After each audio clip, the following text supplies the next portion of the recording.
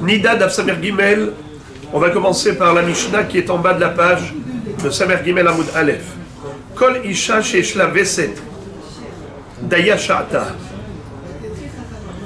On a déjà appris cette halakha dans la première Mishnah de Masechet Nida. On avait vu qu'une femme qui a l'habitude de toucher de la terouma, qui touche des corbanotes, eh bien, cette femme-là, si elle est Nida, évidemment, il faut qu'elle s'abstienne de toucher la terouma ou le korban. Mais imaginons qu'elle a touché sans savoir qu'elle était Nida. Elle a découvert qu'elle était Nida.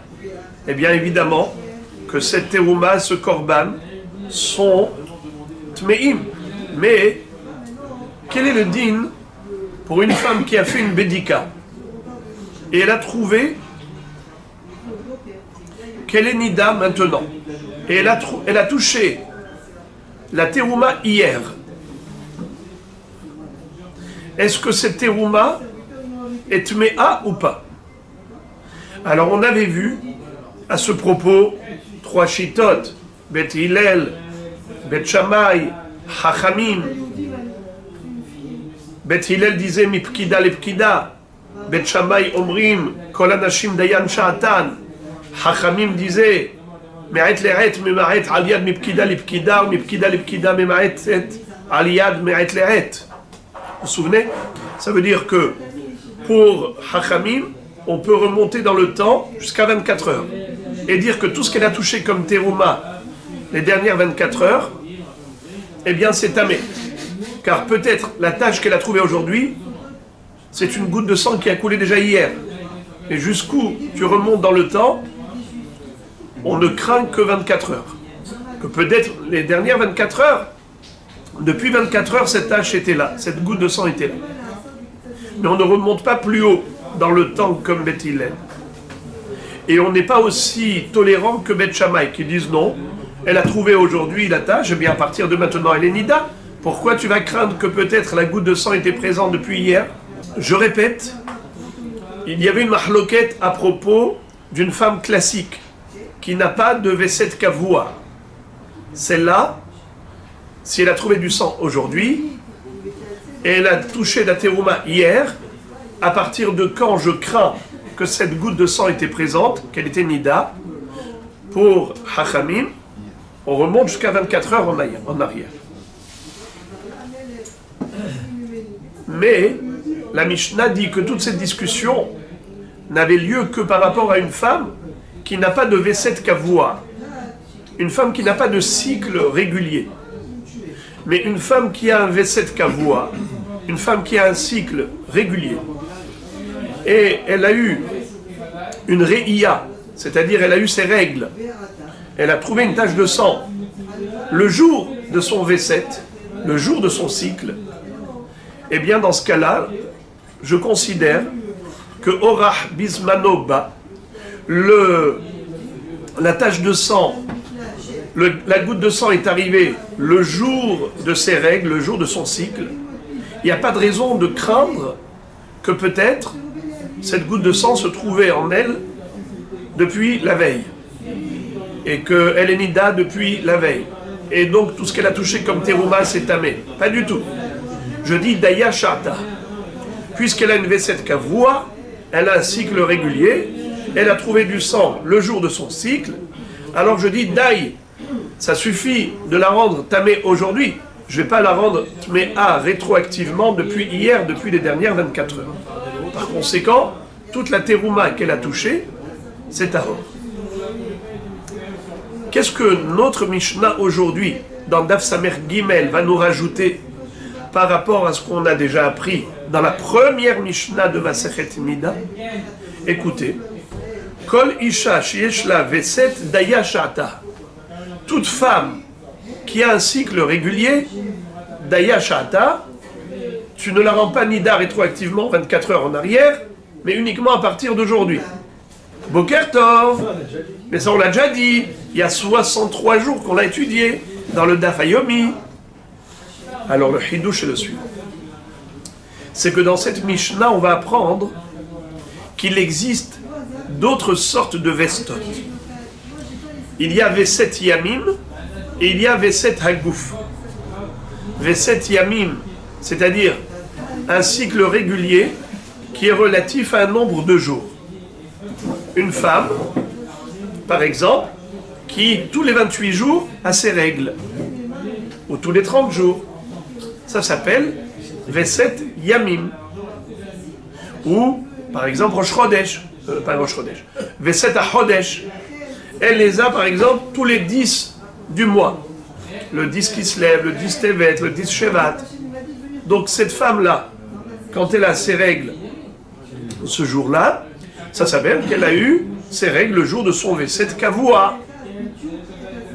Mais maintenant, on va parler d'une autre catégorie de Vestot, c'est ce qu'on appelle Veset Hagouf. C'est quoi Veset Hagouf? Ce sont des phénomènes physiques qui apparaissent lorsque cette femme va avoir ses règles. Et de ce fait, on va maintenant fixer pour cette femme une autre catégorie de cycle. Ce n'est pas un cycle qui est relatif au jour, c'est un cycle qui est relatif à des phénomènes physiques. Comme la Mishnah va nous expliquer immédiatement. Ve'eluhen avestot. Voici le Veset Hagouf en question. Par exemple, Mefaheket. Qu'est-ce que ça veut dire Mefaheket? Rashi traduit en français étirer belaz. S'étirer. Ça veut dire que cette femme, à chaque fois, la veille de ses règles, c'est-à-dire avant de les avoir, d'avoir ses règles, elle a comme une sensation de lourdeur, de pesanteur au niveau corporel, au niveau physique, et à chaque fois elle s'étire, elle s'étire, elle s'étire. Eh bien, ces étirements-là, qui précèdent à chaque fois sa réia, eh bien, en effet, c'est ce qui va nous permettre de lui fixer un cycle qui est relatif, un cycle de règles qui est relatif à ces phénomènes physiques, à ces étirements. Mefaheket. Il y a ceux qui traduisent Mefaheket, non pas comme Rashi, par étirement, mais plutôt par bailler. Les fahek, dans l'hébreu moderne, quelqu'un qui baille, qu'est-ce qu'il fait? Ou mefahek, il baille. D'accord?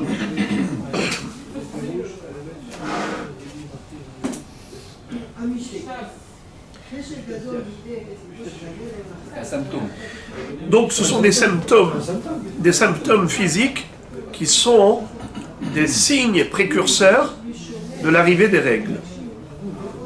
Ok.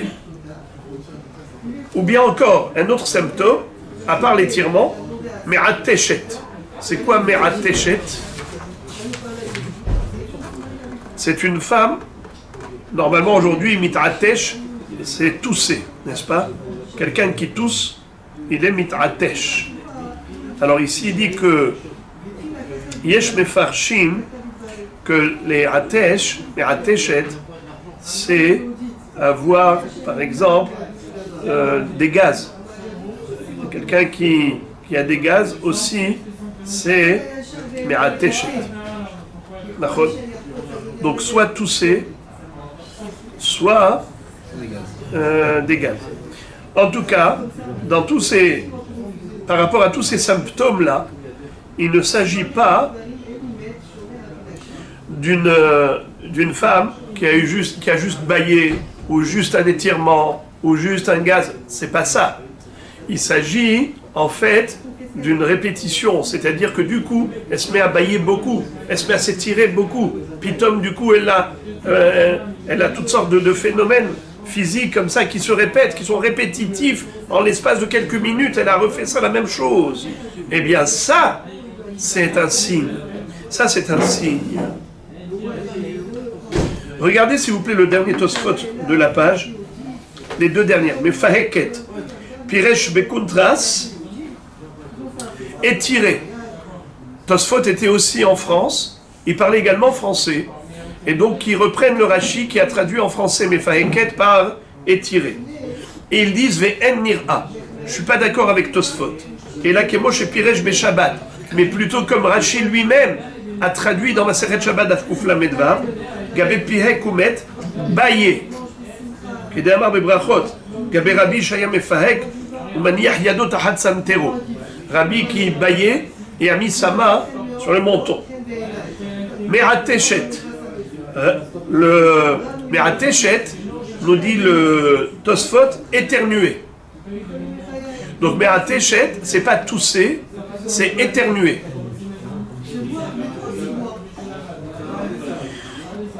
Vegosa et Gossa, on va voir après le mot Gossa, Piresh Rashi Bagemara bailler.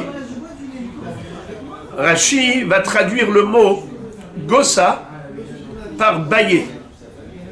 Eh bien, Tosfot n'est pas d'accord là aussi. Il dit non, Gossa ça ne veut pas dire bailler. Bailler c'est mefaheket. Mais Gossa, pour Tosfot, c'est roter. Elle a roté, Gossa.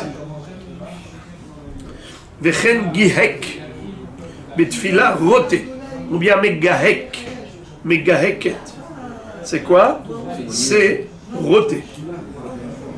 Ou be'arour piresh kol hayotzi min hagaron mitoch ma'achal kaved. Veze roté.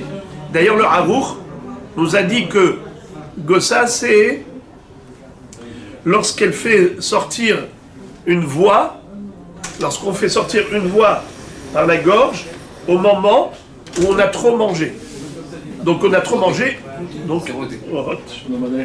Allez. Il est important de rappeler que tous ces symptômes physiques que nous sommes en train de décrire au travers de cette Mishnah, c'est juste pour fixer le V7, mais pas pour fixer une Reïa. Je m'explique. Lorsque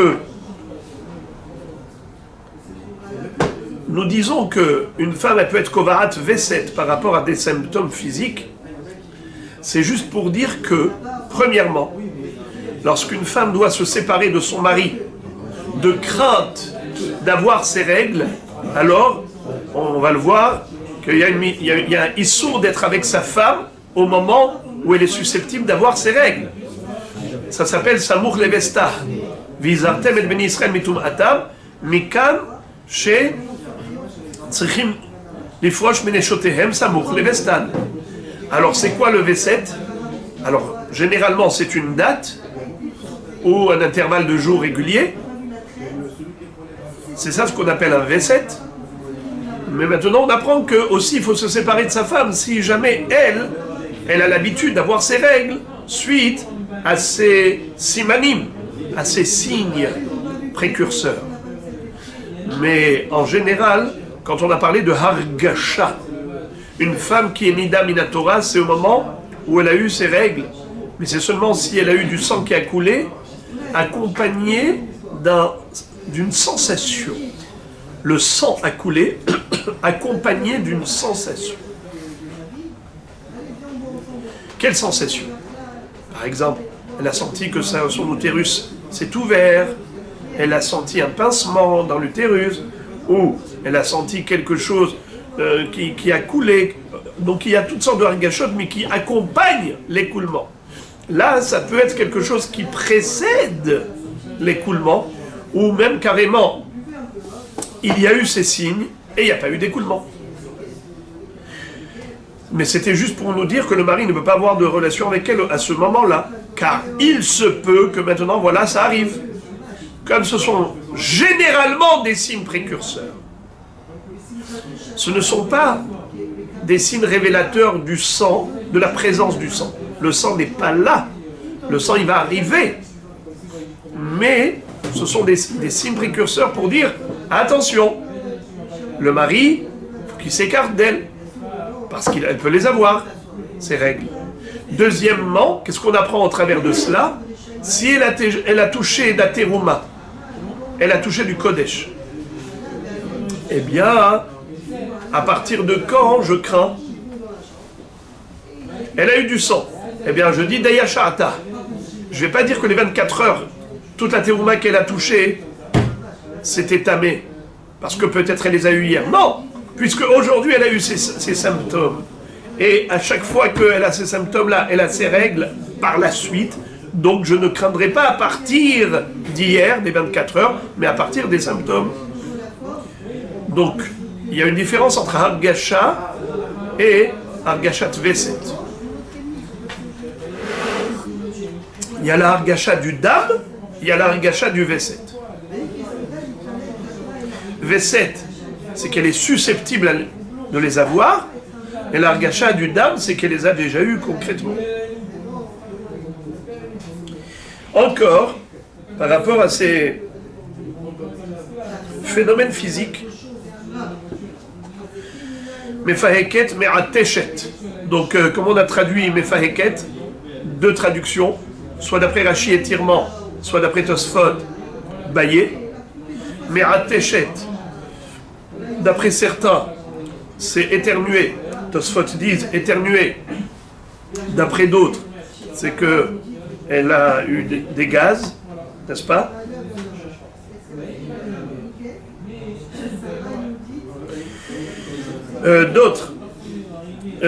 Encore d'autres symptômes. Hosheshet bepikresa. Elle a mal au niveau du nombril. Comme ça dit Rashi. Neget tabura. Elle a mal au ventre. Beshipoule me'eha. Ou bien, elle a mal beshipoule me'eha, c'est-à-dire en bas du ventre. C'est au niveau vaginal. Elle a une sensation de douleur.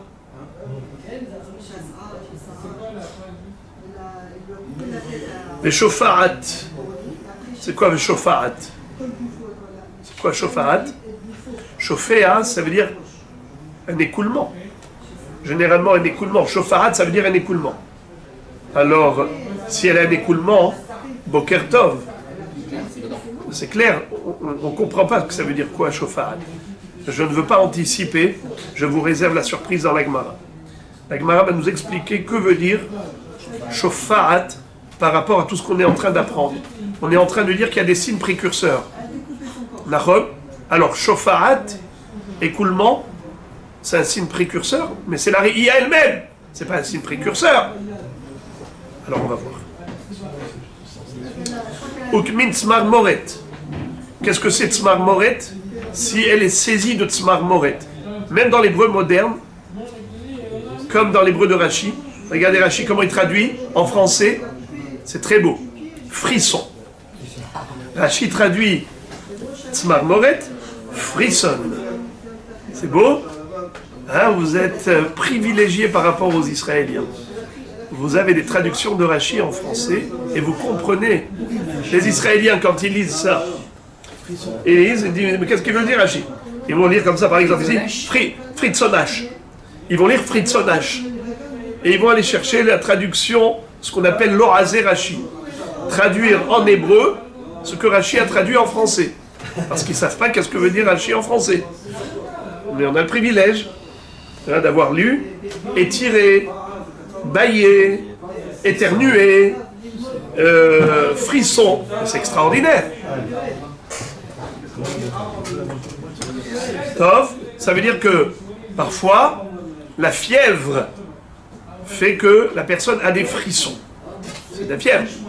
Eh bien, ça peut être un signe précurseur des règles. Kemin tzmar morot o hazinota. Vechen kayotse bahen. Kayotse bahen, pareil, si elle a des symptômes semblables. Donc on a maintenant énuméré ceci et cela, ceci et cela, sont des signes précurseurs de l'arrivée des règles. Et tu me dis pareil, kayotse bahen. J'allais dire etc. Alors, qu'est-ce que tu veux rajouter après que tu m'as énuméré tellement de détails? C'est quoi le kayotse bahen? La Gemara va expliquer.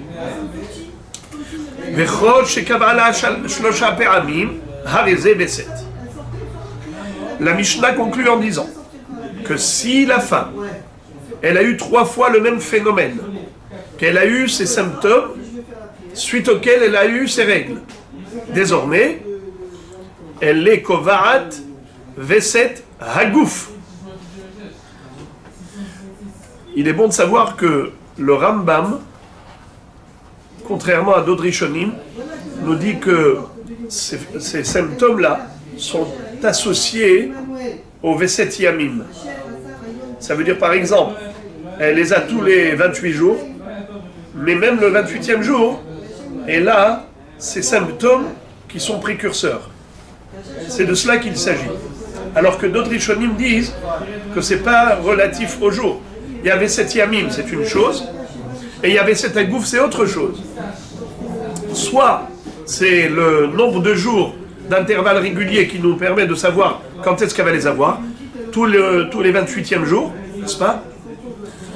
Ou bien, si apparaissent ces phénomènes-là, ces symptômes, mais pas forcément le même tous les 28 jours, par exemple, ou tous les 30 jours, pas forcément avec des intervalles réguliers. Mais Rambam dit oui. C'est lié, en plus, à des yamim. Alors, dans ce cas-là, on ne comprend pas d'après Rambam. Qu'est-ce qu'on a gagné? On avait 7 yamim, même sans ces phénomènes. Qu'est-ce qu'on a gagné avec ces phénomènes? C'est que d'après lui, si on n'a que les jours sans le phénomène, elle n'est pas encore dans son V7. C'est-à-dire, son mari peut avoir une relation avec elle, par exemple le matin, parce que, en général, tous les 28 jours, elle a ses règles, mais qu'après avoir ses sensations. Qu'après étirement, ou qu'après éternuement, ou après... C'est-à-dire que c'est comme ça qu'elle a ses règles. Alors, s'il n'y avait que les jours, c'est toute la journée qui est frappée d'interdiction. Car elle est susceptible de les avoir à n'importe quel moment de la journée. Mais si on associe aux intervalles de jours réguliers, même ces phénomènes physiques, alors tant que ces symptômes physiques ne sont pas apparus, alors on n'a pas encore de crainte à avoir par rapport à ces règles. C'est encore plus précis. Mais c'est pas comme ça que pensent les autres Rishonim, mais d'ailleurs le Shulchan Aruch, dans le Yoredea Ilchot Nida, dit que, je vous lis le Shulchan Aruch. Yesh Kovarat Veset, il y a une femme qui va fixer son cycle de règles, à des mikrim sheyer'u begoufa, par le biais de symptômes physiques qui vont avoir lieu le jour où elle doit les avoir. Kegon shemefaheket, dainu ke'adam sheposhet zro'otav mehamad koved. Si par exemple elle est mefaheket, par exemple un étirement, parce qu'elle se sent lourde. C'est qui a traduit mefaheket par étirement? Rashi.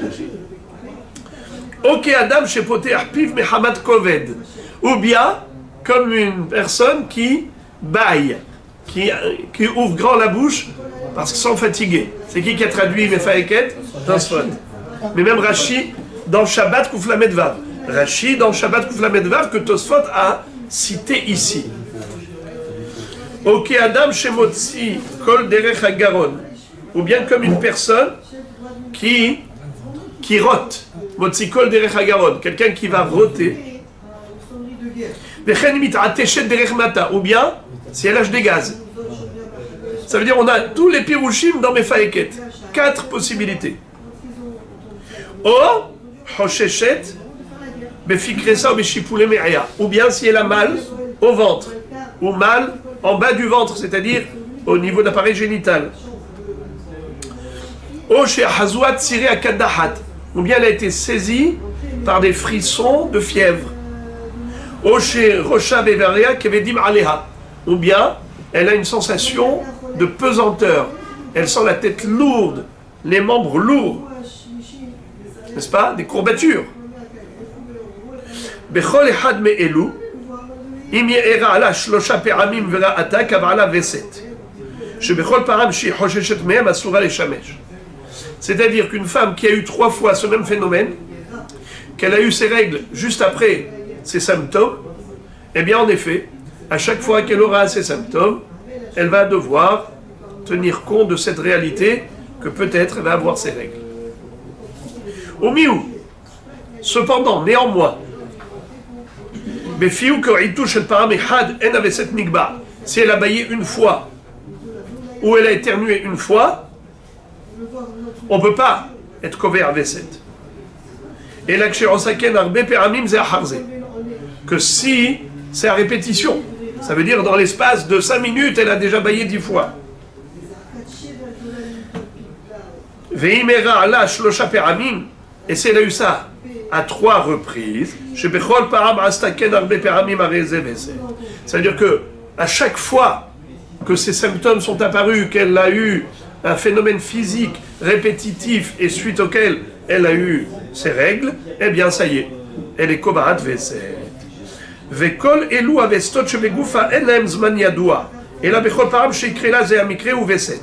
Ça veut dire que, contrairement au Rambam, le Shulchan Aruch est posek, que à chaque fois qu'elle va avoir ces symptômes, ces signes précurseurs, même sans intervalles réguliers de jours, eh bien, elle doit craindre qu'elle va peut-être avoir ses règles. Ça s'appelle V7. Elle doit se séparer de son mari.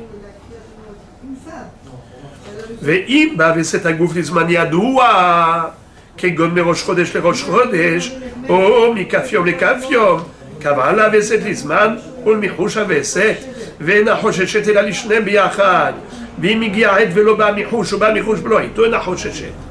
Et le Shulchan Aruch conclut en disant, mais dans le cas où en effet elle a associé les 2 facteurs, c'est que elle n'a ses règles que suite à ces 2 facteurs réunis. Un intervalle de jours réguliers, par exemple tous les 30 jours, ou tous les Rosh Chodesh, ou tous les 20 jours, d'accord? Elle a un Zman Kavua, mais dans ce Zman Kavua, il faut aussi qu'elle ait ces symptômes, ce phénomène physique. Alors quand est-ce qu'on considère que cette femme-là, elle est interdite à son mari? Seulement si on a les 2 facteurs réunis. Que on est arrivé à la date et que les phénomènes sont apparus. Mais s'il manque l'un des 2 facteurs, ça veut dire qu'elle a eu ces symptômes, mais au milieu des 30 jours. Dans ce cas-là, il n'y a aucun problème. Parce qu'en général, elle a ses règles que si ces symptômes ont lieu après 30 jours, par exemple, tous les 30 jours, ou tous les 20 jours. Alors, si on n'est pas tous les 20 jours, on est après 18 jours, il n'y a pas de problème. Ou bien si la date est arrivée du 30e jour, où normalement elle devrait les avoir, eh bien non, elle n'est pas interdite à son mari.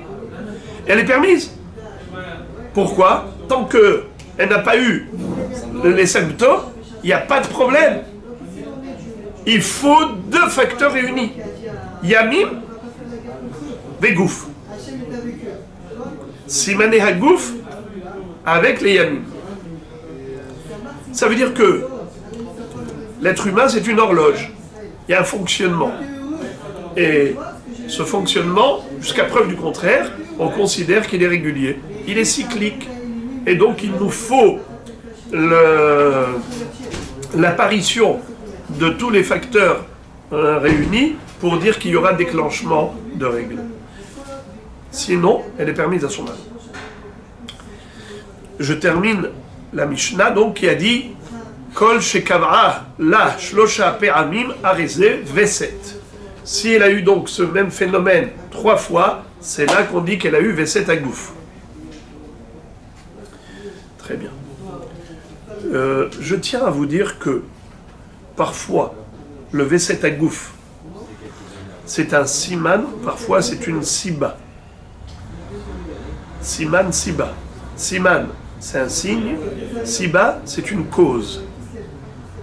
Ça veut dire, par exemple, on avait vu, pour ceux qui s'en souviennent, une femme qui sautait. Kafza vera ata. Kafza vera ata. Kafza vera ata. Elle saute. Elle fait un saut d'1 mètre de haut. Bon, elle les a. Dans des périodes, eh bien, on avait vu que elle était kovarat les kfitzot. La kfitza, c'est quoi la kfitza? Le saut. Le saut, c'est une cause du déclenchement. Mais ici, c'est pas une cause. Ici, c'est une preuve, c'est un signe. C'est pas parce que C'est pas parce qu'elle a baillé qu'elle va avoir ses règles, mais c'est parce qu'elle doit avoir ses règles qu'elle a baillé. Ça veut dire que, nous explique ici les Rishonim, que quand il y a cette prolifération de sang à l'intérieur de son utérus, et que maintenant ça commence à déborder, alors ça déclenche des sensations.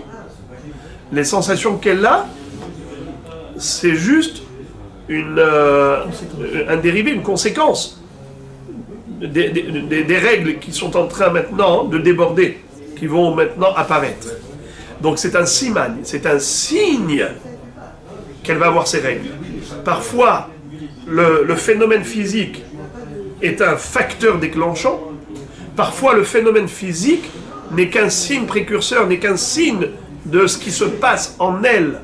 C'est parce qu'il se passe en elle quelque chose, il y a une cascade hormonale, il y a quelque chose qui va maintenant déborder, qui va couler, les règles qui vont maintenant apparaître, c'est ce saignement, eh bien c'est précédé de toutes sortes de phénomènes physiques. Ce n'est pas les phénomènes physiques qui ont causé les règles, c'est les règles qui ont causé les phénomènes physiques.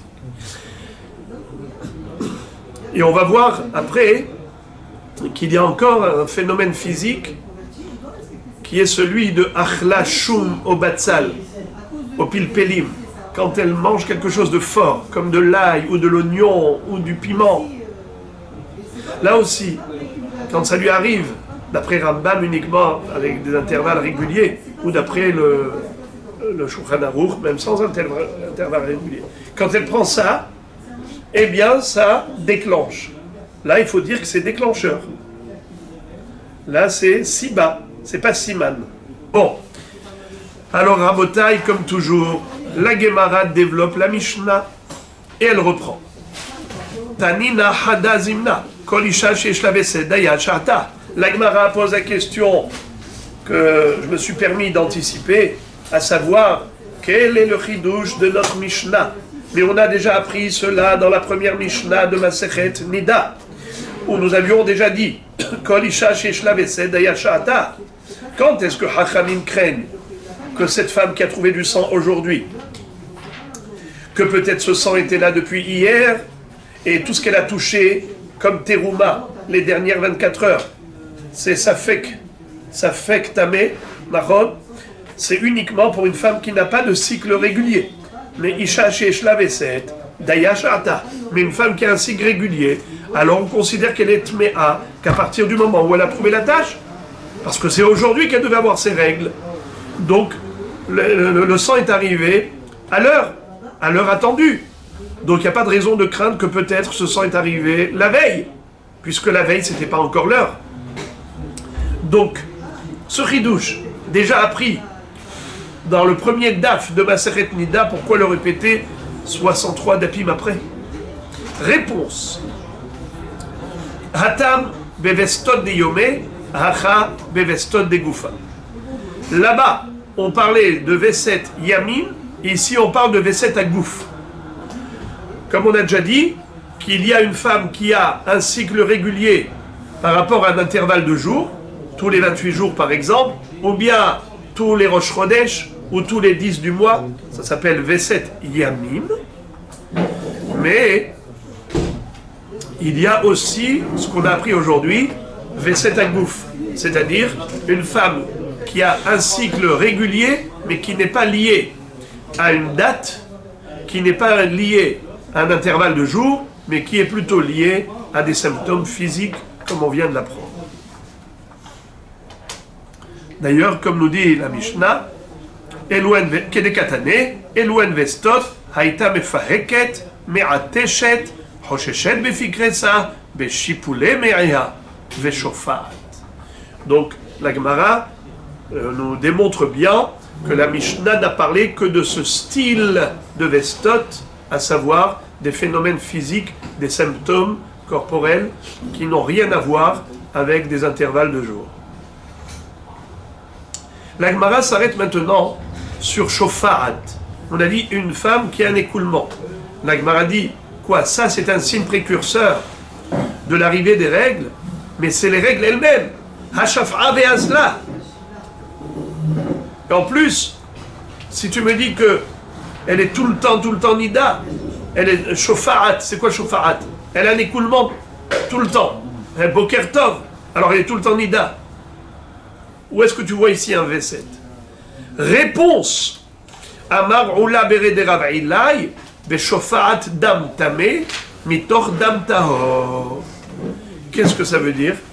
Shofa'at, une femme qui a un écoulement en tant que signe précurseur de l'arrivée des règles, c'est qu'elle a un écoulement de sécrétion claire avant l'apparition du sang.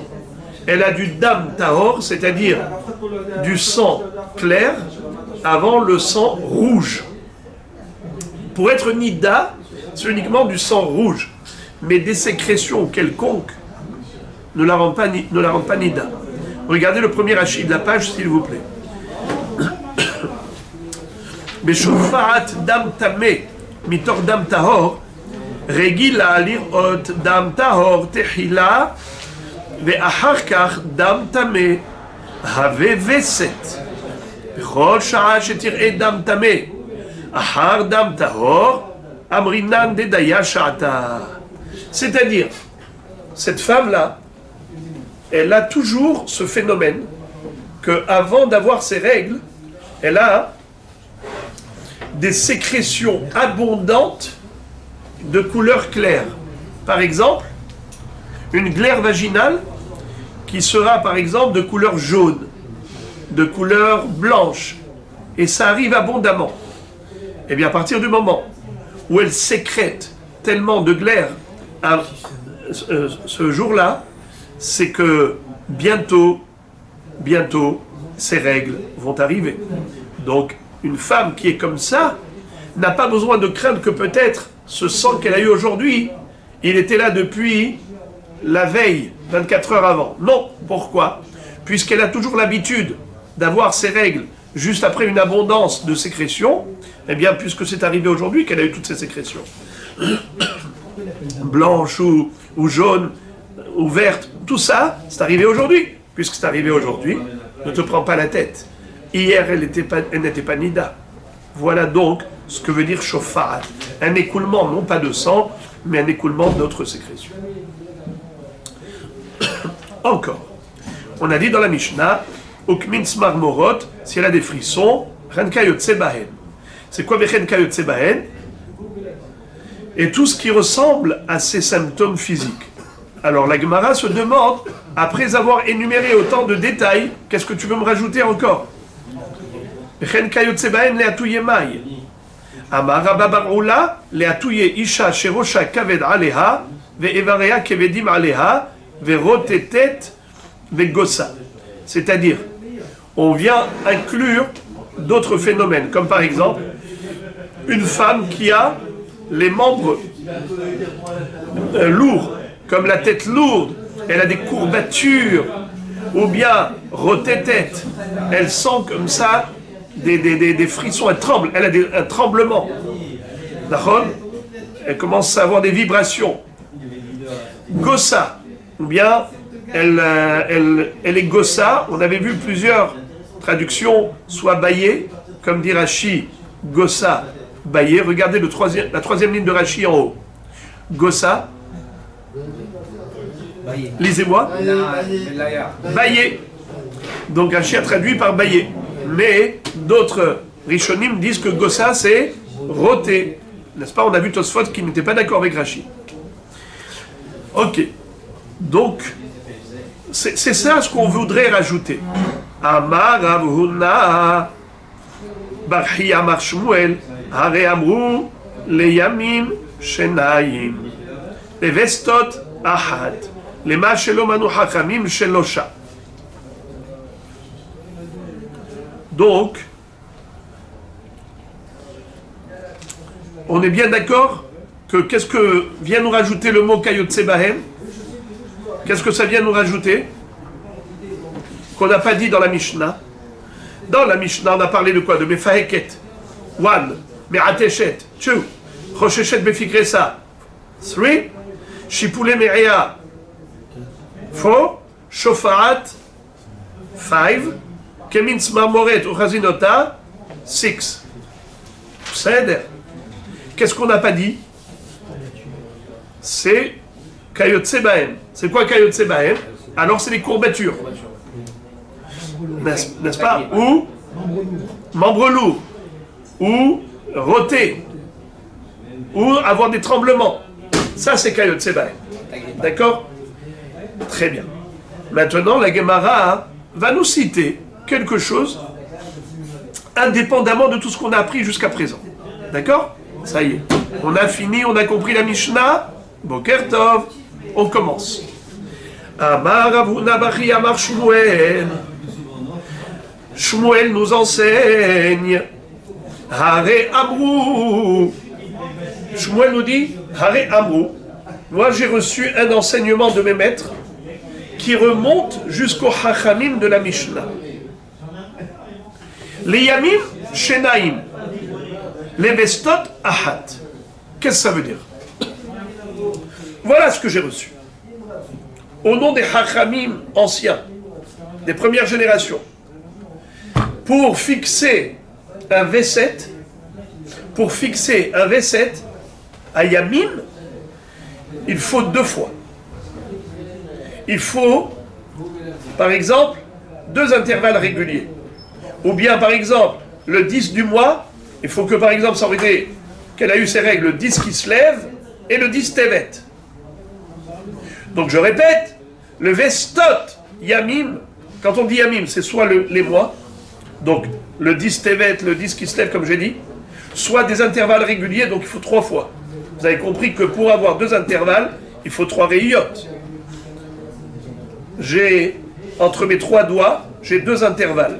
Il faut 3 doigts pour avoir 2 intervalles. Donc, si on dit que tous les 28 jours, elle les a, ça veut dire qu'il y a eu 2 fois des intervalles réguliers de 28 jours. En 2 fois, ça suffit.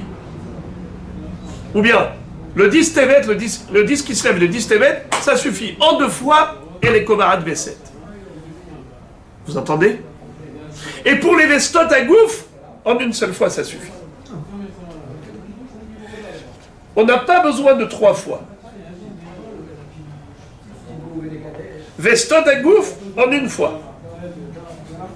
C'est comme ça que Shmuel a entendu au nom de Hachamim de Tanaïm. Vous entendez? Ah bon? En 2 fois, 2 Yamim, ça suffit. Mais d'habitude, la Chazaka, c'est 3 fois. Mais Béhémet, on a une grande mahloket entre Rabbi et Rashbag. Ce que vous connaissez, c'est la halacha. C'est Rabban Shimon ben Gamliel. La halacha, elle est comme lui. Qu'une chazaka, en général, c'est en 3 fois. Mais pour Rabbeinu Akadosh, chazaka, c'est en 2 fois. Par exemple, un shor moad. Combien doit payer le propriétaire d'un taureau en corner? Combien il paye? Nezek Shalem. Mais un taureau qui est docile, qui pour la première fois en corne, combien il paye? Hatsi Nezek. Vous connaissez cette halakha. Shorta Meshalem Hatsi Nezek, Shor Moad Meshalem Nezek Shalem. La première fois qu'un bœuf en corne, par exemple, il a cassé la voiture, le taureau a encorné la voiture du voisin, combien il faut payer? La moitié. C'est quand il est shortam, docile. Mais quand il devient shor moad, un taureau en corner, eh bien il doit payer la totalité. Nezek Shalem. Je vous pose la question. À partir de quand il va payer la totalité? À partir de quand un shortam devient shor moad? Après, combien d'encornements? Donc quand est-ce qu'il va payer Nezek Shalem? La 3e fois ou la 4e fois? 3e fois. Après la 3e fois. Il a encore les 3 fois. Oui, mais celui, quand est-ce qu'il paye le propriétaire? C'est lorsque son taureau est déjà mourad. Et comment il est devenu mourad? En encornant combien de fois? 3 fois. Il a encorné 3 fois. Donc quand est-ce qu'il va devoir payer? La 4e fois. Bravo. Ça veut dire qu'il encorne 3 fois, il paye que Hatsi Nezek, que la moitié du dommage. Il ne payera le dommage complet que lorsqu'il aura encorné la 4e fois. Vous savez ça? C'est qui dit ça? C'est Rashbag. Mais Rabbi dit que non. Après 2 fois déjà, il devient Shor Mourad. Hazak ou Baruch. D'après Rabbi, quand il encorne la troisième fois, il paye Nezek Shalem. Parce qu'en 2 fois, déjà, il a la Hazaka d'être encorneur. C'est pareil ici. Pour Rabbeinu Akadosh, une femme qui a eu ses règles, par exemple, le 10 qui se lève, le 10 Tevet, ça y est, elle a déjà un V7 Kavua. Mais ça, c'est Rabbi. Mais Rashba, qu'est-ce qu'il dit? Il faut 3. Il faut le 10 qui se lève, le 10 Tevet et le 10 Shevat. C'est là qu'elle a un V7 Kavua. Donc Shmuel, ce qu'il est en train de dire maintenant, Hare Amrou, Vestot Shnaim, en parlant de Yamim, de Veset Yamim, c'est Shnaim, c'est la Shita de qui? De Rabbi. C'est pas la Shita de Rashbag, c'est pas la Shita de Rabban Shimon Gamliel. Et par contre, les Vestot Ahat, s'il s'agit de Veset Agouf, même en une seule fois, on n'a pas besoin d'une répétition de 3 fois, ni de 2 fois, même en une seule fois. Cette femme a eu, par exemple, elle a baillé 10 fois en 5 minutes, et elle a eu ses règles. Alors ça y est, la prochaine fois, si elle baille 10 fois, je crains qu'elle ait ses règles. Ok? Il y a une différence entre V7 qui est lié au Yamim et V7 qui est lié au Gouf. Le Gouf, c'est une horloge, c'est une horloge. Donc si même une seule fois on a vu ce phénomène, Gamma. Amar Rav Yosef nous dit comme ça. Léatouye Rocha. Pardon, excusez-moi. J'ai sauté une ligne. Il faudra couper. Mettez lui qui coupe ici.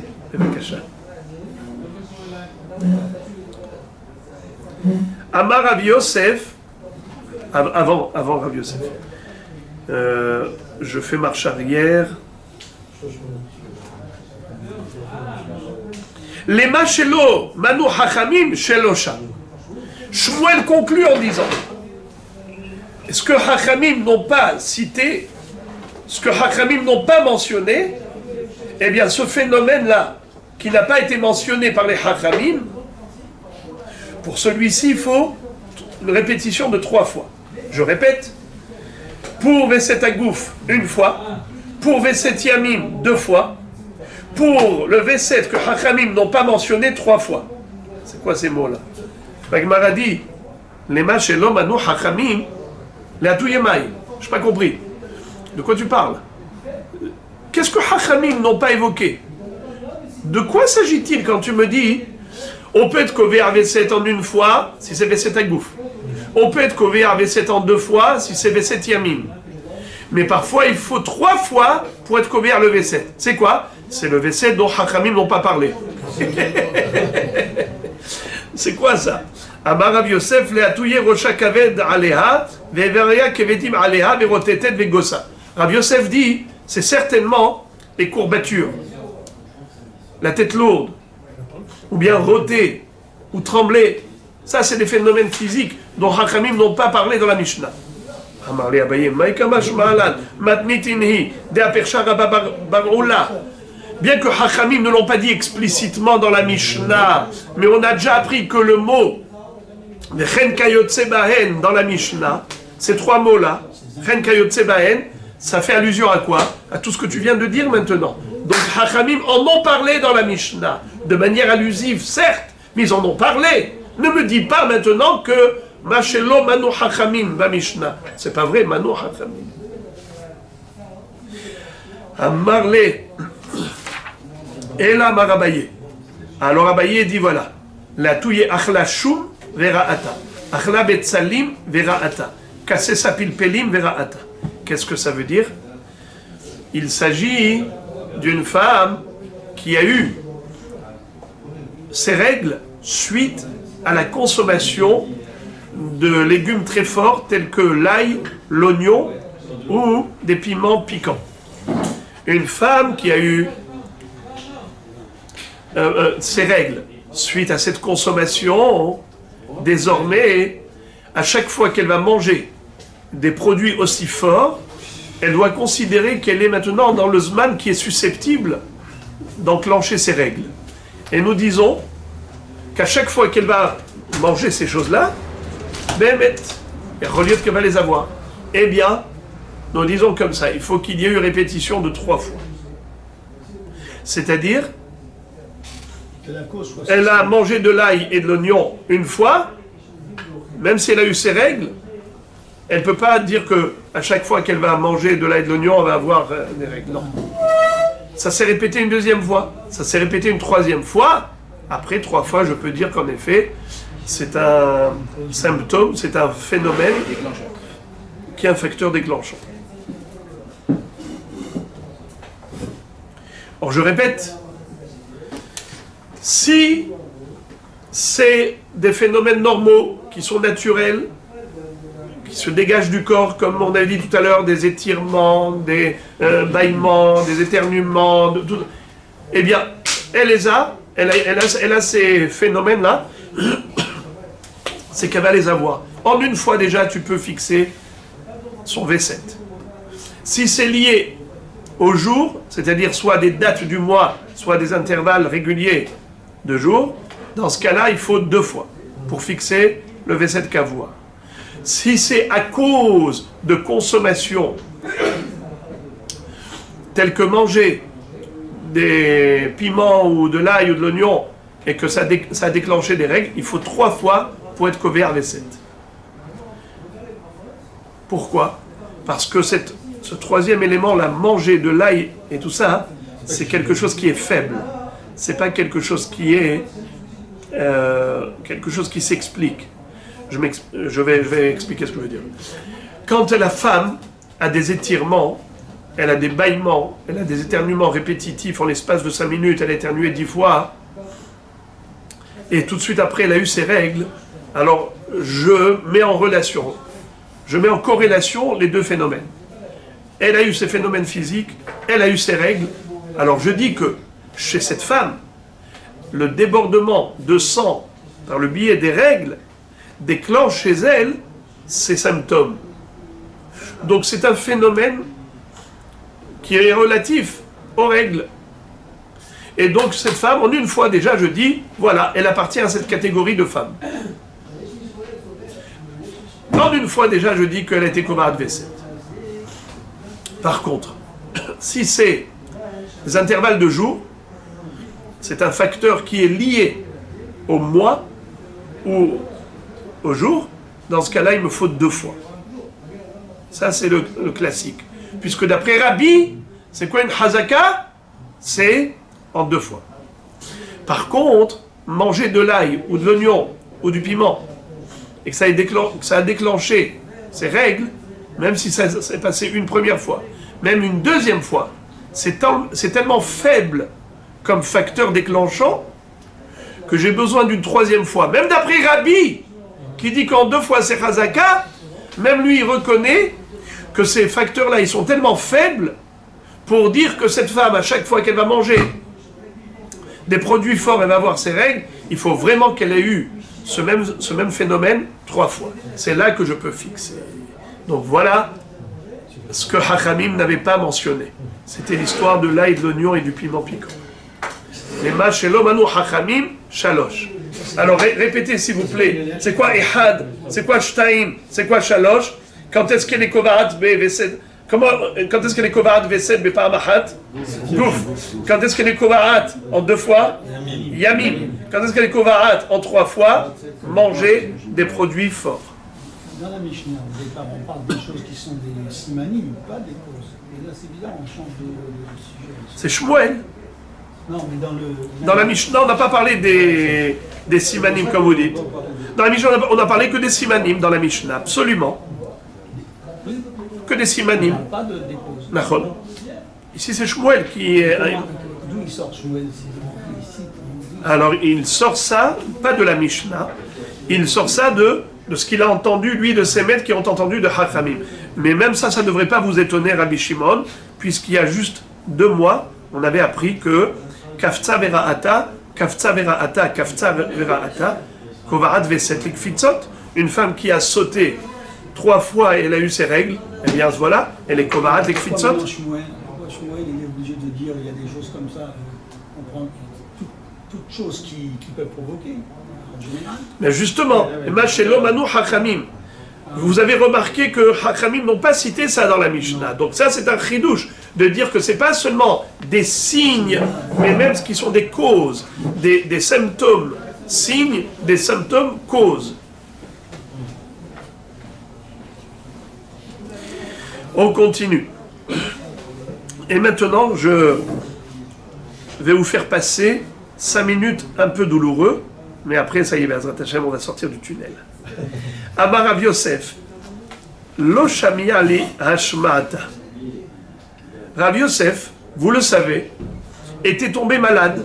Il a oublié tout ce qu'il a appris comme Torah. Il a eu une amnésie totale. C'était son élève Abaye qui lui rappelait tout ce que Rav Yosef leur avait enseigné jadis. Amar Rav Yosef, Lo Shamia li Hashma'ata. J'ai jamais entendu parler de cet enseignement de Shmuel là, qui a dit 1, 2, 3, Gouf, Yamim et Mashelomano Chachamim. J'ai jamais entendu parler de ça. Amar le Abaye. Abaye lui a dit Atamrita Nihalan. Rabbeinu, vous-même vous nous l'avez enseigné autrefois. Mais aha Amrita Nihalan. Et c'est par rapport à la Mishnah suivante que vous nous avez enseigné cela. Cette Mishnah, qu'est-ce qu'elle dit? Haïta lemuda liot ro'a yom hamisha asar veshinta liyom esrim zevaze asurim shalosh pe'amim liyom esrim hutar yom hamisha asar vekav'ala yom esrim she'en isha kovaat la veset ad shetikba ena shalosh pe'amim ve'amart lan ala amar abuda amar Shmuel Zod divrei Rabban Gamliel barabi she'amar mishum Rabban Shimon Gamliel aval Chachamim omrim ra'ata ena tzricha lo lishnot velo leshalesh ve'amrinan lach lishnot amart lan leshalesh miba'ya ve'amart lan lishnot bevestot leshalesh biyamim. Qu'est-ce que ça veut dire? Regardez s'il vous plaît en bas de la page, la dernière Mishnah qui est en bas de la page. Elle dit la chose suivante. Haïta lemuda lihyot ro'a yom tedvav. Une femme qui avait l'habitude d'avoir ses règles le 15 du mois. Veshinta lihyot ro'a li yom kaf. Et elle a changé. Du coup, elle n'a pas eu ses règles le 15 du mois. Elle a eu ses règles quand? Le 20 du mois. Zevazé Asurim. Puisque avant elle avait vu plusieurs fois le 15, le 15, le 15, donc elle était ce qu'on appelle Kvoa pour le 15, Veset Kavoa du 15. Maintenant elle a changé. Elle est passée à 20. Combien de fois elle a changé? Qu'une seule fois. Alors qu'est-ce qu'elle doit faire la prochaine fois? Zevazé Asurim. Qu'est-ce que ça veut dire Zevazé Asurim? Le mois suivant, elle doit se séparer de son mari le 15. Après, elle fait une bédika pour voir si elle n'a pas eu ses règles. Si elle n'a pas eu, elle peut continuer de vivre normalement avec son mari. Et après ça, le 20, elle se sépare de son mari le jour même. Pourquoi? Peut-être qu'elle va les avoir. Shinta pa'amaim liyom kaf, zevazé asurim. Si maintenant 2 fois elle a eu le 20, donc encore une fois, kaf, le 20. Zevazé asurim. Le mois d'après, elle devra se séparer de son mari quand? Le 15 et le 20. Shinta gimel pe'amim liyom kaf, hutar tedvav, vekav'ala yom kaf. Qu'est-ce que ça veut dire? S'il y a eu le mois d'après, encore une fois, elle les a eu quand? Le 20 du mois, pas le 15. Alors ça y est, cette femme, elle a été en keret le V7 du 15, et elle a été kovat le V7 du 20. Vous avez compris comment ça marche? Alors maintenant, ça c'est la Mishnah. À ce propos, Rav Yosef avait enseigné à ses élèves, il leur a dit, ça c'est l'opinion de Rabban Shimon ben Gamliel, qui lui est kové à la Hazaka en 3 fois. Mais vous savez que Rabbi, qu'est-ce qu'il disait? Que la Hazaka, comment on est kové en combien de fois? 2 fois. En 2 fois. J'ouvre une parenthèse, il n'a pas dit directement Rashbag, Rabban Shimon ben Gamliel. Il a dit, Zou divré, écoutez bien, Rabban Gamliel fils de Rabbi, qui a dit au nom de Rashbag. Donc je reviens. On va voir à la fin de la Mishnah, pardon, à la fin de l'étude, on verra que la Gemara se demande pourquoi ce langage farfelu. Pourquoi dire, c'est ce que veut dire Rabban Gamliel, le fils de Rabbi, au nom de Rashbag. Pourquoi il dit tout ça? Il dit, tu sais pourquoi? Parce que Rabban Gamliel, le fils de Rabbi, naturellement, il aurait dû dire comme son père. Il aurait dû être posek la halakha comme son papa. Son père, il dit que Hazaka mikvaat bishtaim. Il dit malgré tout, c'est pas parce que c'est son père qu'il va être posek la halakha comme lui. S'il trouve que la halakha, elle est comme Rashbag, qui s'oppose à son père, il a été posek la halakha comme Rashbag. C'est en 3 fois. Comme c'est écrit dans cette Mishnah.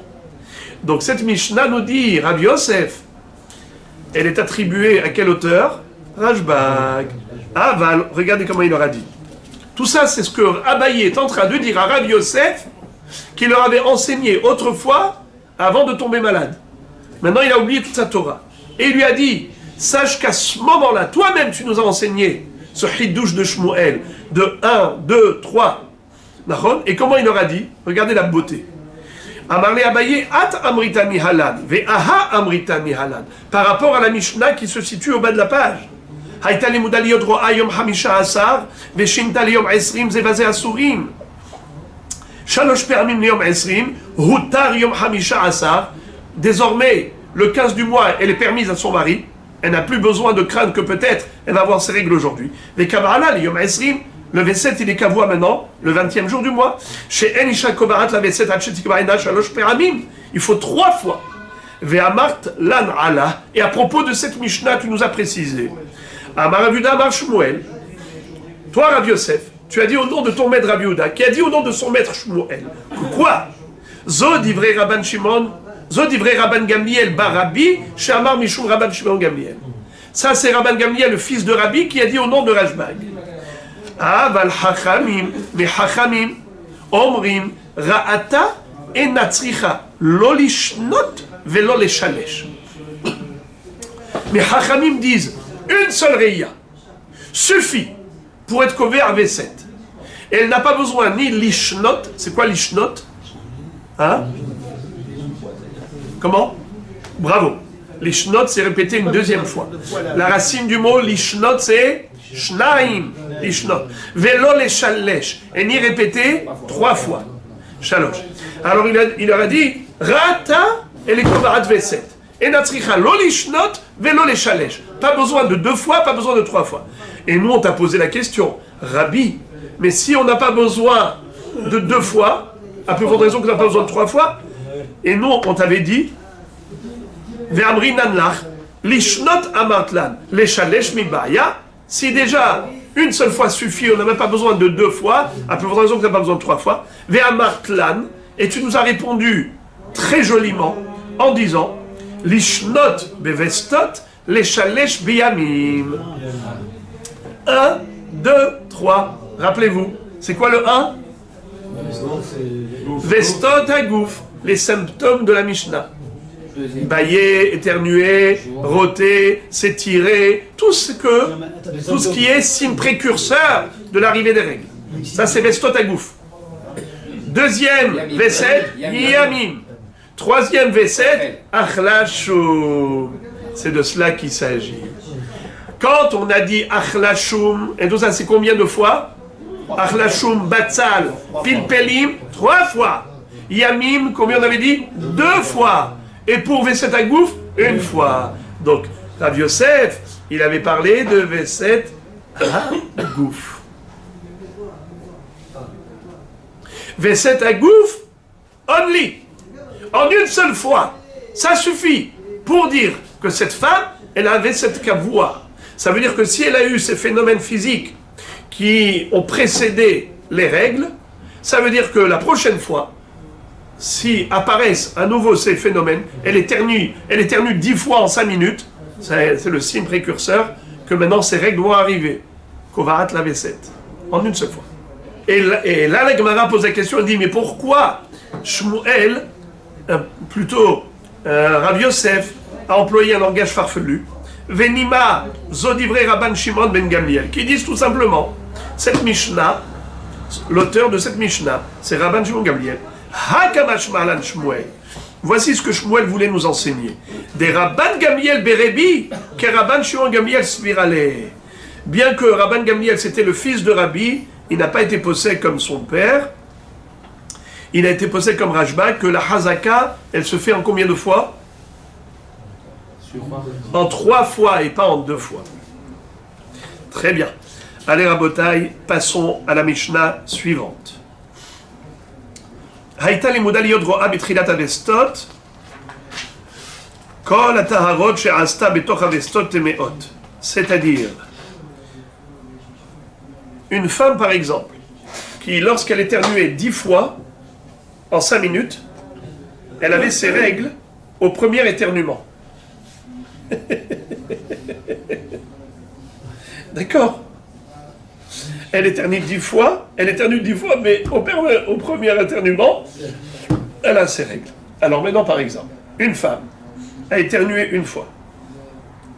Ensuite, elle a touché la terouma. Après, elle a éternué 9 fois. Qu'est-ce que je dis? Que la terouma qu'elle a touchée, elle est tméa. Pourquoi? Parce que je dis que la dernière fois, quand elle avait éternué ne serait-ce qu'1 fois, déjà elle a eu ses règles. Après, ça l'a éternué 9 fois, c'est-à-dire que on voit que ces règles sont accompagnées de ce symptôme physique, de ce phénomène bizarre. D'accord? Eh bien, puisque c'est au début de l'apparition de ces symptômes qu'elle a eu ses règles, eh bien, je crains la fois d'après que lorsqu'elle a éternué 1 fois et après elle a éternué encore 9 fois, puisqu'elle a touché la terouma entre la première et la deuxième fois, je dis que peut-être qu'à ce moment-là, déjà, elle a eu ses règles.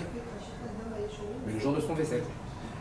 Oui, parce qu'on a dit maintenant qu'elle est kovahat lésée. Ça dépend si vous dites comme Rambam ou comme les autres Rishonim. D'après Rambam, vous avez raison, d'après les autres Rishonim, non. Et le Shulchan Aruch n'a pas été posé comme Rambam. Le Shulchan Aruch nous a dit que... Indépendant. Hein? C'est indépendant. Indépendant.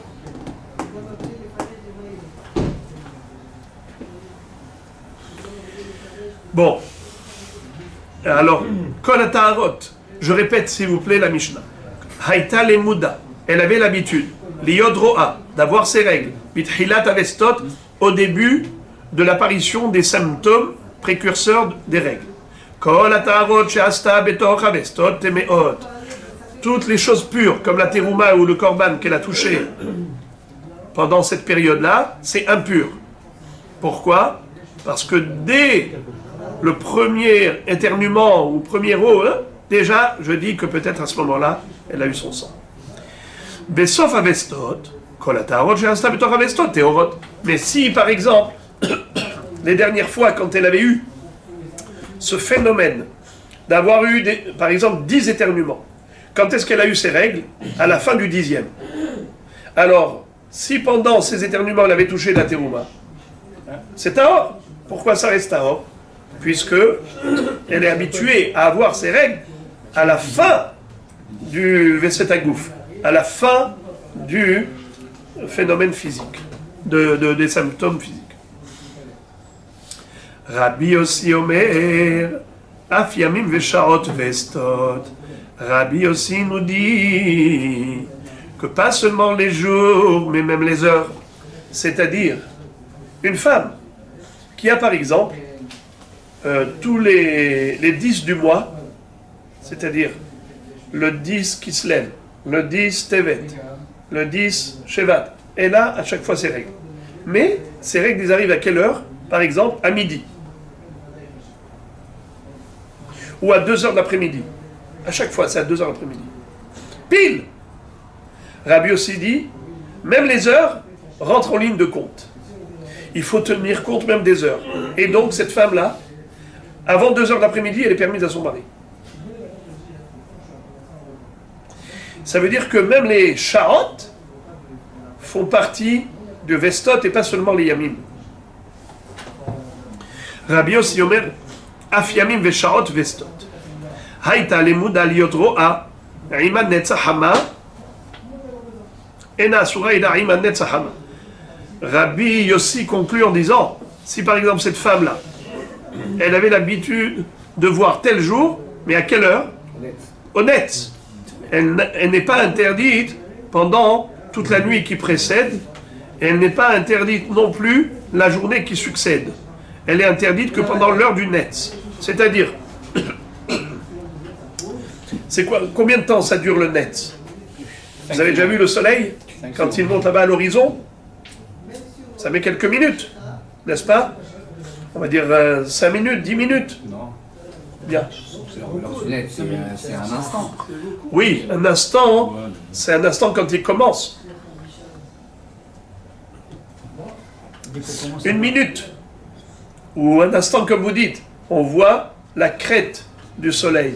Mais après ça, il monte, il monte, il monte, il apparaît entièrement. D'accord. Imaginons que ces 5 minutes durant lesquelles le soleil monte à l'horizon. C'est à ce moment-là qu'elle a l'habitude d'avoir ses règles. Eh bien, avant le net, où tu vois rien du tout, on considère qu'elle était aura. Son mari peut aller avec elle jusqu'au net. Et juste après le net, ça y est, le soleil est monté. Elle fait une bédika, elle voit qu'il n'y a rien, elle peut retourner avec son mari. Ça, c'est Rabbi aussi. Pourquoi? Parce que Rabbi aussi dit Orach Bismanoba, les règles, Kishmokenhu, réguliers, ça veut dire que ça arrive en temps et en heure. Puisque à cette heure-ci, c'est pas arrivé, elle a fait une bédika, elle a vu que c'est pas arrivé, ça veut dire qu'il va pas arriver tout de suite. Ça y est, il est bye bye.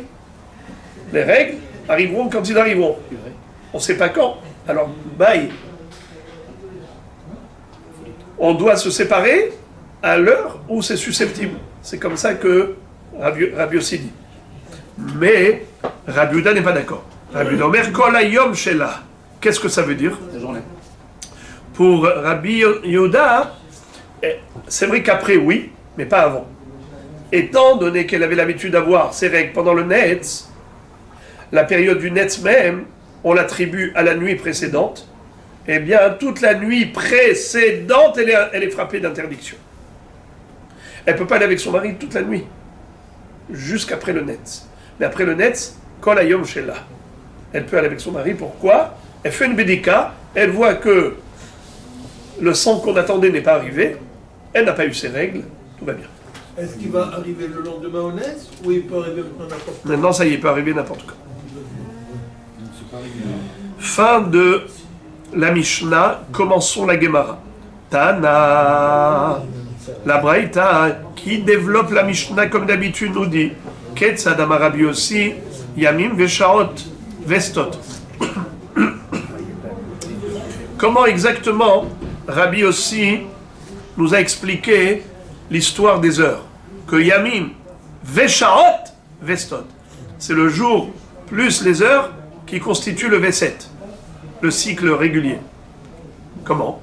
Haïta le mudal yodroa miyom esrim le yom esrim. Par exemple, elle avait des intervalles réguliers de 20 jours. D'accord? Tous les 20 jours,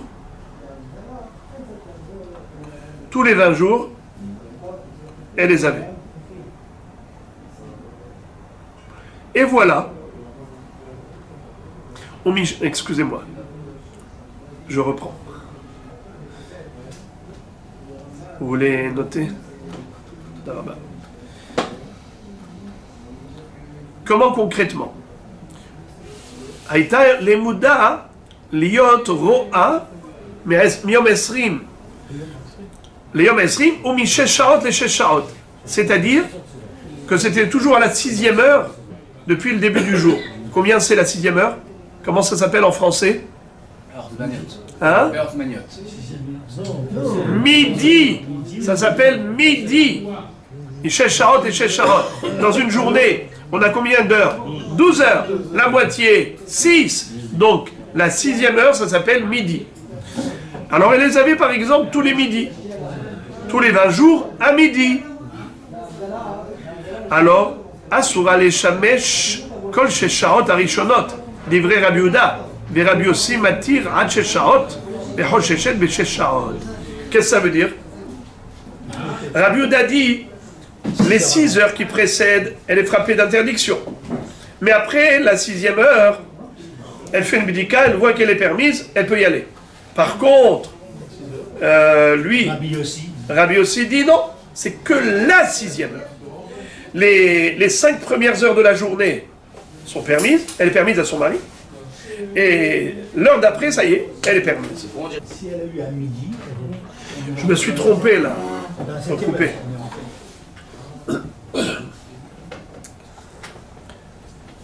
D'après Rabbi Yehuda, quand on a dit que la femme est interdite pendant les 6 premières heures, c'est pas que les 6 premières heures, c'est même les 6 dernières heures. Pour Rabbi Yehuda, il n'y a pas de différence, c'est toute la journée qui est frappée d'interdiction. Et pourquoi alors il a dit Asura les shamesh kol sheshaot arishonot d'ivrei Rabbi Yehuda. Elle n'a pas le droit d'avoir des relations avec son mari les 6 premières heures, ce qui laisse sous-entendre qu'elle aurait le droit d'avoir des relations après la 7e heure. Eh bien, c'est juste pour contrer Rabbi Yossi. Parce que Rabbi Yossi m'attire à Ad Sheshaot, Bechol Sheshet Besheshaot. Lui, il a dit qu'elle a le droit les 6 premières heures. Mais en fait, c'est par rapport à ça que Rabbi Yehuda vient me contredire. Mais Rabbi Yehuda, parce que lui, il pense que c'est la journée qui est frappée d'interdiction. C'est toute la journée. Alors, quand on a dit toute la journée, ça veut dire Rona. C'est ou le jour ou la nuit.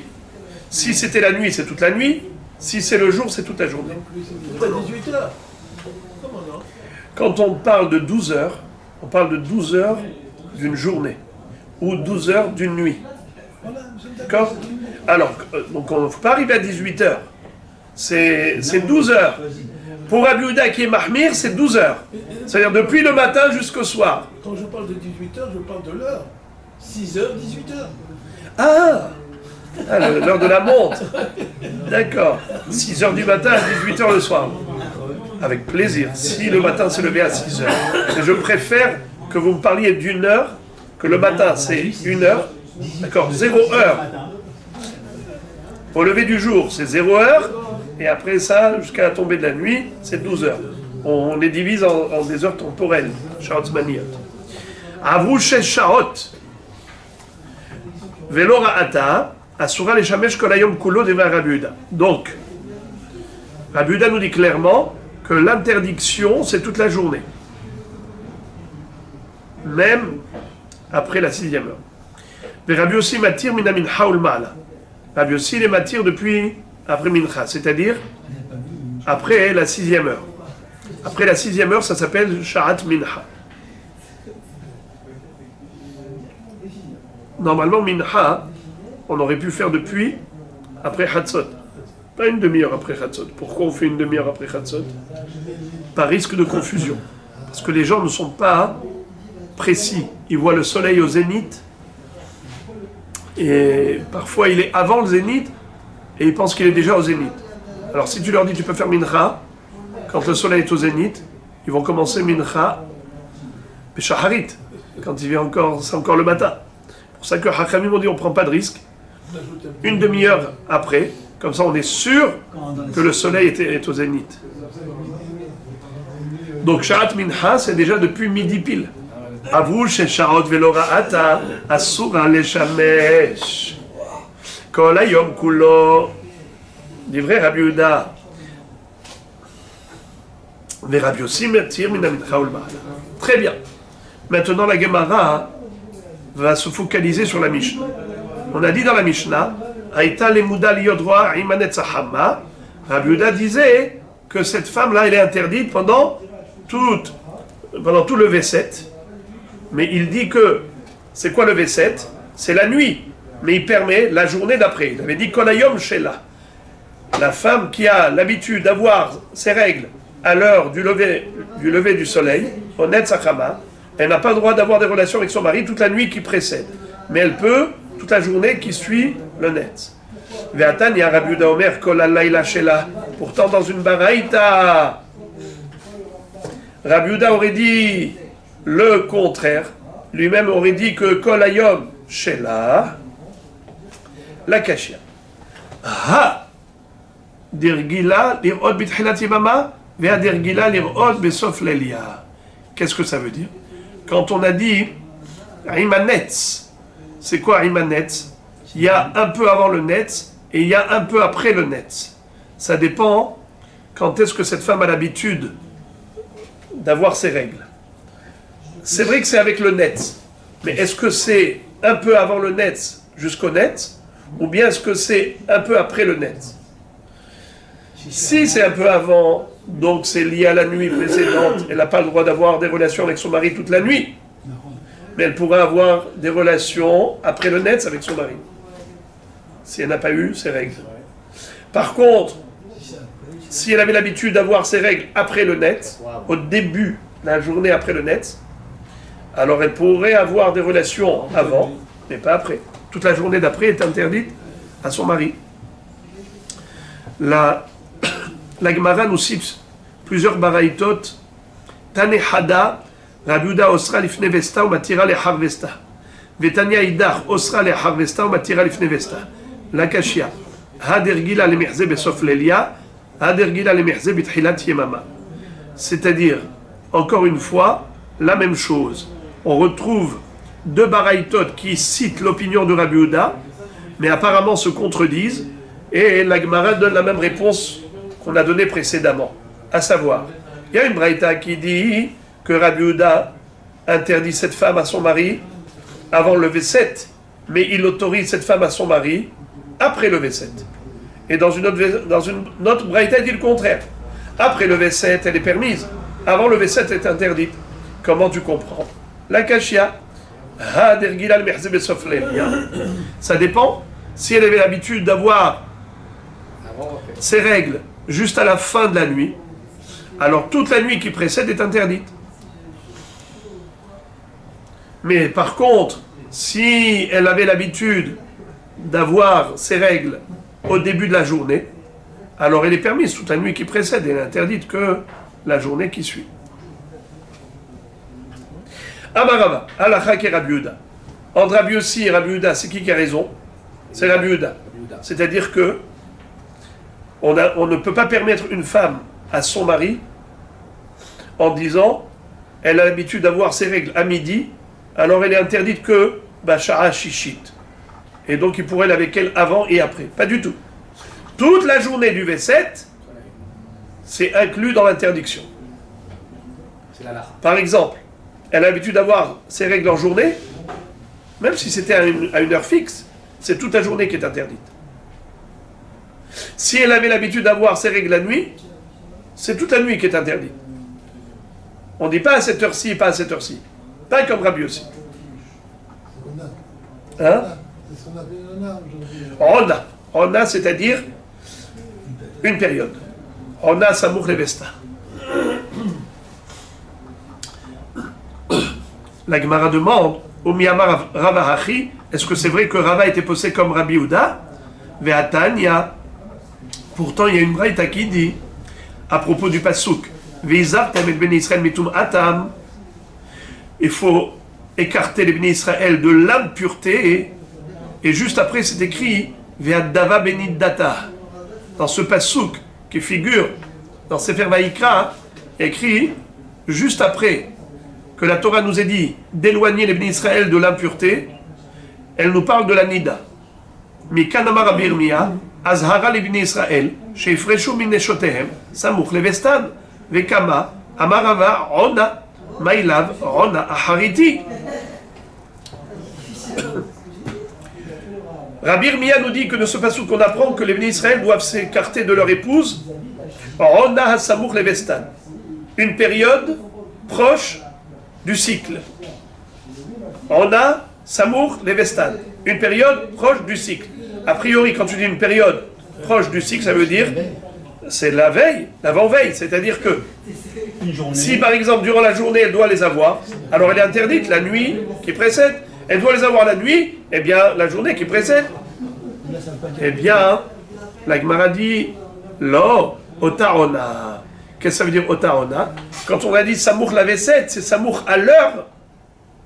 Elle doit les avoir par exemple à midi, eh bien, toute la Ona qui est Samour, toute la journée, elle est interdite. Elle doit les avoir le matin, toute la journée est interdite. Elle doit les avoir l'après-midi, toute la journée est interdite. C'est ça ce qu'on appelle Ona Samour Levesta. V7, c'est l'heure où elle doit les avoir. Mais d'après l'explication qu'on a Mais pas une Ona Samour la Ona. Ona Samour la V7. La Gemara demande Vetarte la Mali. Pourquoi Rava a besoin d'enseigner deux fois la même chose? Une fois il dit Alacha ki Rabbi Yehuda, et une fois il nous dit Alacha de Veizartem Tzricha. C'était nécessaire de l'enseigner deux fois. Pourquoi? Deyashmu'inan ha hava mina hanemile le taharot hava le ba'lah lo kamash ma'alan. Si nous avions enseigné que